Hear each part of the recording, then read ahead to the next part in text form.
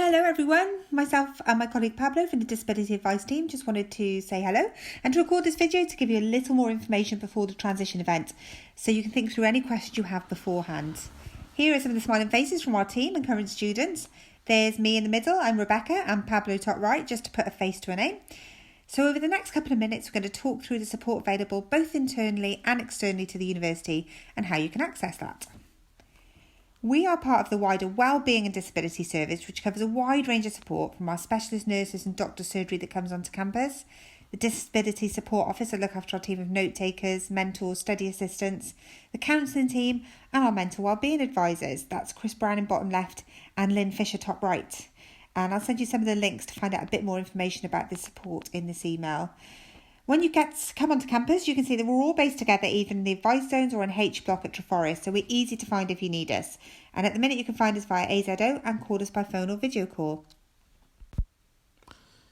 Hey, it's Pablo.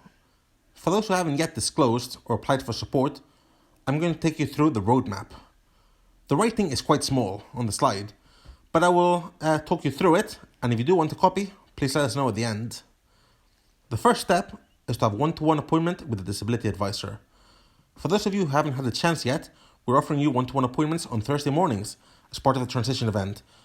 So that if you want a phone call or a video call, we can have a chat through it or on your individual support needs. Following this appointment, we would ask you to provide us with evidence. This could be something that you already have, like a school support plan, but we're also having out evidence pro formas that you can take to your GPs if needed. If you don't have any evidence or are awaiting a formal diagnosis, we can support you through this as well. This is highlighted on the next point of the roadmap. If you haven't heard of Disabled Students Allowance, it's a funding from the Student Finance team. This is to support students in the related needs that can include things like computer equipment, assistive software, one-to-one support, general allowance, and even travel if needed. We can support you with making the application for this fund and for booking in your needs assessment, which would break down each beat of your university journey from being sat in lecture to the journeys to class, as well as any assignment requirements that you might need. This would be all brought together in the individual support plan. We would create a summary of the very needs that you need, and these can be anything from extra time in exams to a specialist study skills tutor. The plan is also a great way to communicate your needs to your teaching team. There are so many adjustments and they vary from individual to individual. This slide isn't meant to be for information, it's just meant to show the sheer number of possible support that is out there. Support needs also change, of course. Year 1 is really different to Year 3, and things you may have anticipated will be difficult before you start may be easier than you thought, and other things more challenging. So your individual support plan can be continually reviewed, and we encourage that at least twice a year, but it can be as often or as little as you need. Hey Pablo, it's our top trumps cards. I went on years of service, actually on most things, but I did choose my own scores and I'm very competitive, so I guess that doesn't really make me a winner. I guess you win, but my specialist knowledge is everything. So it's hard to beat me at that. True. Both of us have been working at the university a long time. I used to work in the union as president and then as a mentor and specialist note taker, and we're both advisors on the disability team now. Actually, these cards are slightly out of date, and we have both leveled up 1 year since they were created. Okay, wow, I feel quite old now. As advisors, we offer confidential one-to-one appointments, currently over the phone and video call, but hopefully soon face-to-face across all of the campuses. I work in Newport, Cardiff, Treforest. I do Sports Park as well. And our colleagues Joe and Peter also cover Glyntaff, so we keep ourselves pretty busy.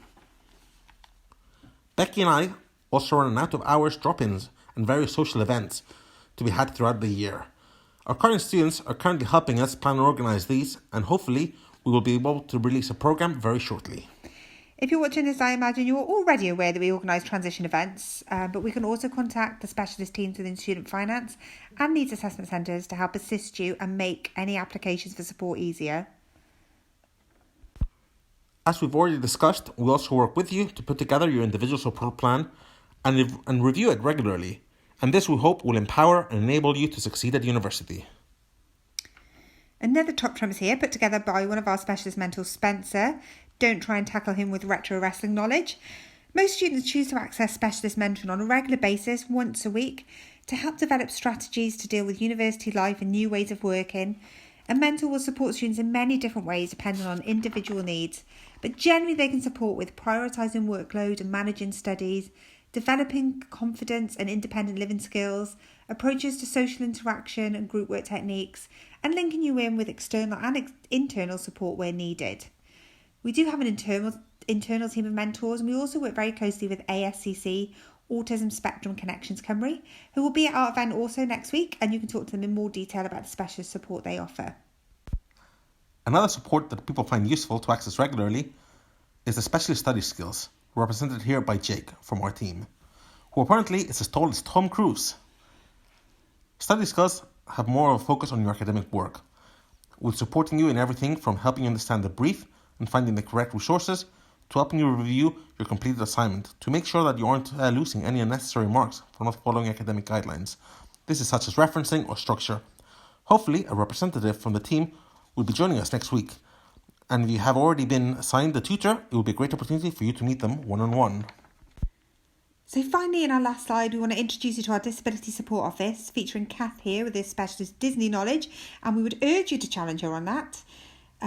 This team help arrange any additional non-medical help support, such as note-taking and study assistant, which can add additional support in class if required, even if that class is online, and if you're feeling overwhelmed or need just that bit of extra support. Again, you'll have the opportunity to ask the support team any questions next week about all the support that they offer here listed. So that's it in a nutshell. Obviously, we've run through things quite quickly. So next week, we can assure any questions that you might have on it. So it is goodbye from me. And me. See you next week.